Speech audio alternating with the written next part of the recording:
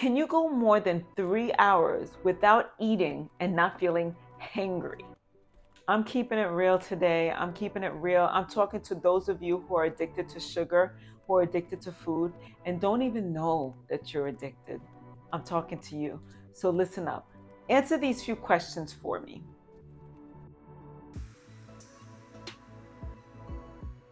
Hey, it's your girl Carmel Jean-Francois, owner and founder of CFit Coaching. Welcome back to my channel, and welcome back to another installment of the Sugar Savvy Solution, acclimating the foodie in you to a life beyond sugar.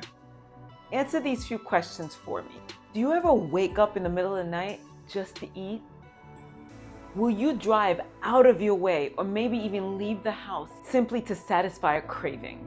Not hunger, a craving. Have you ever justified the amount of food that's on your plate or even made jokes about you being an addict? Unfortunately, if you answered yes to any of those questions, you just may be addicted to food, you just may be addicted to sugar, maybe both, and ultra-processed foods is probably the culprit. You may or may not have known or realized that. I remember it was taking a quiz very much like this that I realized I was addicted to food. The question that revealed it to me was, do you hide your sugar intake? And I remember, quite frankly, I sat there in this immediate revelation about how I take my coffee. I had a habit of taking my coffee with multiple packets of sugar, and I put it in my pocket so nobody would see how many packets of sugar I used in my coffee. And I did that at least 3 times a day. Sugar addiction, food addiction is a real thing. The medical industry will not acknowledge a food or sugar addiction, and nor will the food industry that sells you the products that keep us addicted. They won't acknowledge that term. They'll acknowledge us as users or heavy users. The fact of the matter is that there are billions of dollars spent on making sure that we get addicted to the foods that they put on our supermarket shelves. This is big business. But I digress. So you just realize, or maybe you know, that you have a food and sugar addiction. Now what do you do about it? The first thing I want you to do is be easy with yourself. Understand that this is not your fault. Let's face it, we literally have food at our fingertips. Why would I want to go buy brown rice and cook it for 45 minutes? Why would I want to go grocery shopping in the produce section, take it back home, wash and scrub it, cook it, when all I could do is click on Uber Eats? In a few minutes, they're knocking on our door and we get to feast. What about the fast food that's available right around the corner from your home, or right across the street, or walking distance away? Our neighborhoods are lined with fast food restaurants, bodegas, even smaller restaurants. And let's face it, they're not cooking with the highest quality ingredients. They just are not, because it's not cost efficient. It only makes business sense. It's nothing personal.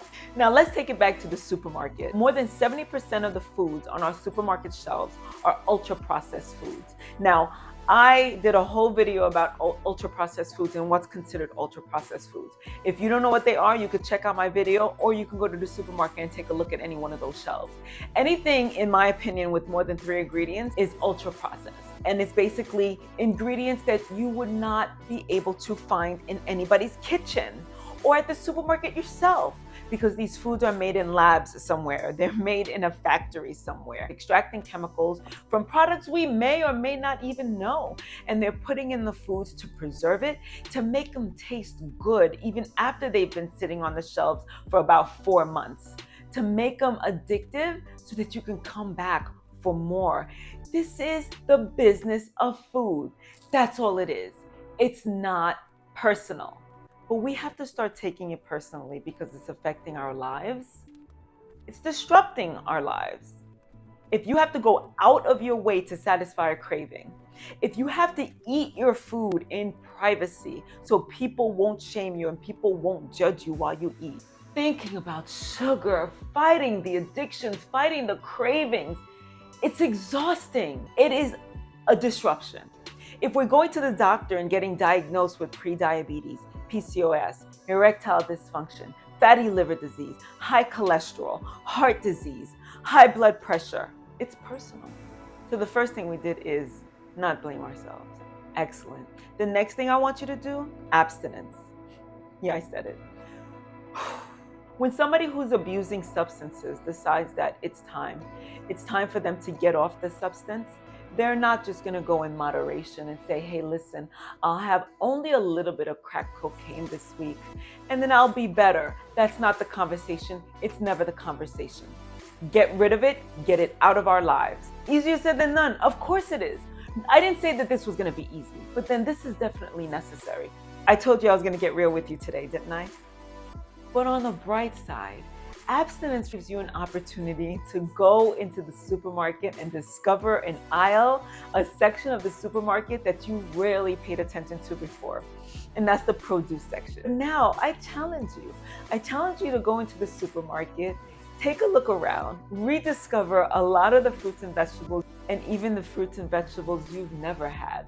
It's now your opportunity to pick them up and treat it like an adventure. I'll tell you a story. When I first became whole food plant-based, I didn't know how else to do it, and I wasn't doing any Beyond Burgers. So what I did, I got all the fruits and vegetables I could, and I literally threw it in a blender and drank my salad until I really got myself settled into what my alternatives and options were.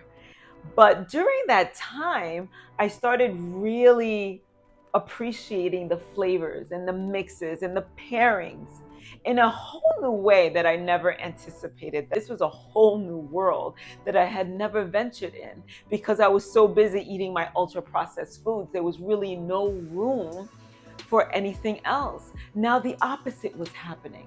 I drank so many smoothies and ate so many salads that I drowned out my cravings for the sugar. I drowned out my cravings for all the ultra processed foods. No kidding.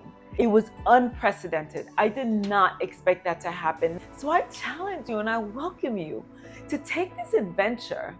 Take this journey for yourself. You don't have to be alone. There are tons of communities out there, whole food, plant-based communities that you can tap into and that you can see what other people are doing. You don't have to drink smoothies for a month. You don't have to eat salads for a month like I did.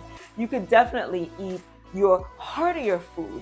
And there's so many options for you to choose from when it comes to these foods. Can you tell I'm a little excited? I feel like people really miss out on the beauty that comes directly from this earth to fortify our bodies, to make us strong, give us energy, and give us this thriving life. If you can't find that buddy or pal that will join you on this journey, and you cannot find a community as you navigate your way out of your food and sugar addictions, out of your food and sugar cravings, join my 6-week challenge, curb those cravings, and kick your sugar habit, kick your food habit in a very healthy and sustainable way, and in a very enthusiastic way. I'm excited about my food, and I'm excited about your journey. Now that you know, and now that you've made the decision to do something about it so you do not end up in the doctor's office with news that will force you out of your addiction in a very unpleasant way, you have the power to take control. You've always had it. Now take it. The freedom that you find once you've kicked sugar, I can't even describe it to you. It's something that you really have to find out for yourself. Are you curious? Are you curious? Then find the links below to either sign up to my next 6-week challenge, to learn more about the 6-week challenge, or to have a chat with me, and I can answer any questions that you might have. Now, I need you to do me another favor. I need you to share this episode with somebody that you feel that might benefit from hearing it, that might benefit from the information that I've shared here, and that might find value in what we're doing here at the Sugar Savvy Solution. I just want you to be savvy about your sugar. I'm here to support you. I'm Carmel Jean-Francois, owner and founder of C-Fit Coaching. I am your whole food, plant-based fitness and nutrition coach. And I'll see you next time.